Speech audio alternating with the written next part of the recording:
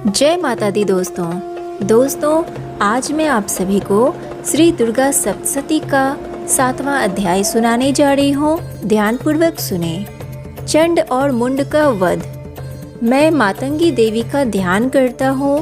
वे रत्नमय सिंहासन पर बैठकर पढ़ते हुए तोते का मधुर शब्द सुन रही हैं। उनके शरीर का वर्ण श्याम है। वे अपना एक पैर कमल पर रखे हुए हैं और मस्तक पर अर्धचंद्र धारण करती हैं तथा कहार पुष्पों की माला धारण किए वीणा बजाती हैं। उनके अंग में कसी हुई चोली शोभा पा रही है। वे लाल रंग की साड़ी पहने हाथ में शंखमय पात्र लिए हुए हैं। उनके वदन पर मधु का हल्का हल्का प्रभाव जान पड़ता है और ललाट में बेंदी शोभा दे रही है। ऋषि कहते हैं, तदंतर शुंभ की आज्ञा पाकर वे चंड मुंड आदि दैत्य चतुरंगिनी सेना के साथ अस्त्र शस्त्रों से सुसज्जित हो चल दिए।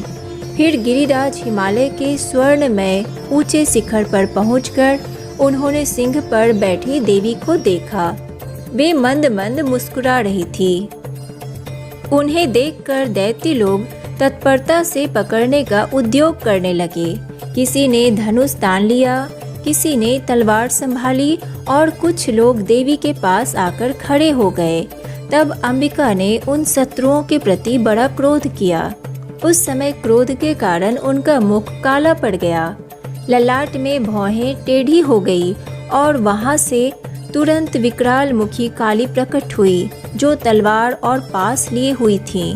वे विचित्र खटवांग धारण किए और चीते के चर्मकी साड़ी पहने नर मुंडों की माला से विभूषित थीं।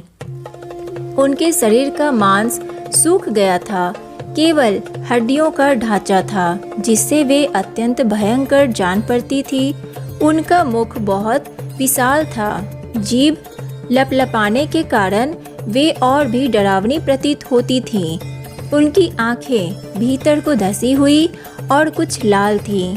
वे अपनी भयंकर गर्जना से संपूर्ण दिशाओं को गुंजा रही थी। बड़े बड़े दैत्यों का वध करती हुई वे कालिका देवी बड़े वेग से दैत्यों की उस सेना पर टूट पड़ी और उन सबको भक्षण करने लगी। वे पार्श्व रक्षकों, अंकुशधारी महावतों, योद्धाओं और घंटा सहित कितने ही हाथियों को एक ही हाथ से पकड़कर मुंह में डाल लेती थी। इसी प्रकार घोड़े, रथ और सारथी के साथ रथी सैनिकों को मुंह में डालकर वे उन्हें बड़े भयानक रूप से चबा डालती थी।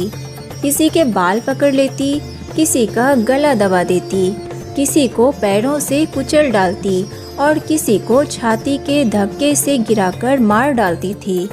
वे असुरों के छोड़े हुए बड़े बड़े अस्त्र शस्त्र मुंह से पकड़ लेती और रोष में भरकर उनको दांतों से पीस डालती थी।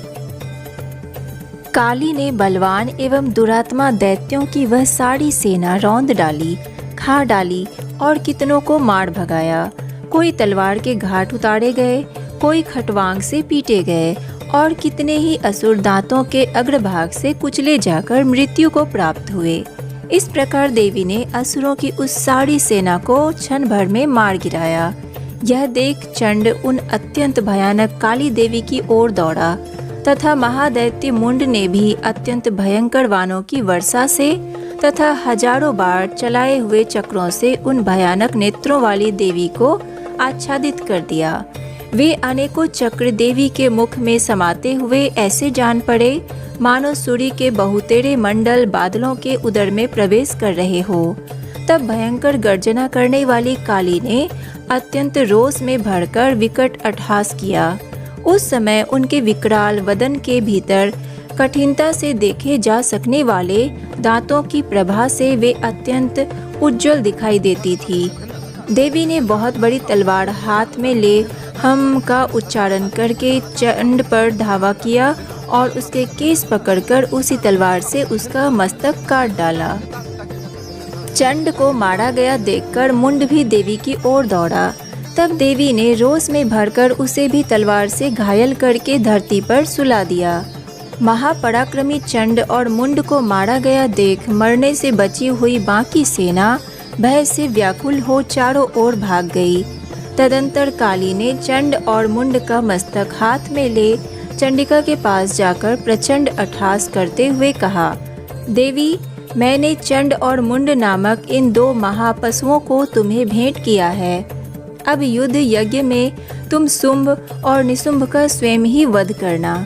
ऋषि कहते हैं, वहां लाए हुए उन चंड मुंड नामक महादैत्यों को देखकर कल्याणमयी चंडी ने काली से मधुर वाणी में कहा, देवी, तुम चंड और मुंड को लेकर मेरे पास आई हो, इसलिए संसार में चामुंडा के नाम से तुम्हारी ख्याति होगी। इस प्रकार श्री मार्कंडेय पुराण में सावर्णिक मनवंतर की कथा के अंतर्गत देवी महात्म्य में चंड मुंड वध नामक 7वां अध्याय समाप्त हुआ।